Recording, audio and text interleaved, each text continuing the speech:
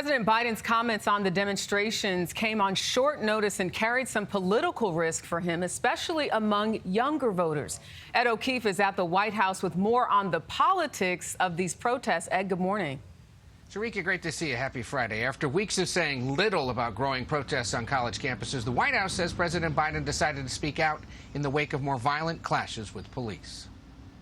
There's the right to protest, but not the right to cause chaos. President Biden appealing for calm as even more campus protests are cleared amid concerns about violence, vandalism, and the postponement of graduation ceremonies. There should be no place on any campus, no place in America for anti-Semitism or threats of violence against Jewish students. A longtime supporter of Israel, the president also pressured its government to ease humanitarian suffering in Gaza amid months of war. But when asked if the protests would lead to changes in U.S. policy, the president said simply, no. And that's what upsets so many young protesters, like these students gathered just 4 blocks from the White House. He's calling for order.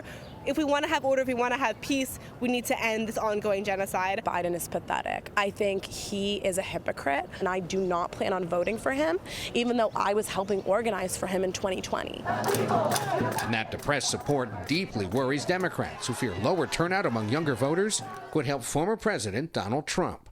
The likely Republican nominee this week faulted Biden for not speaking out sooner. He's also been critical of Israeli Prime Minister Benjamin Netanyahu's handling of the war, but is no fan of ongoing protests. And on Thursday, he thanked police officers for stepping in. I'm so proud of the New York's finest. They're great people too. I know so many of them. They're incredible. They did a job at Columbia, and likewise in Los Angeles, they did a really good job at UCLA.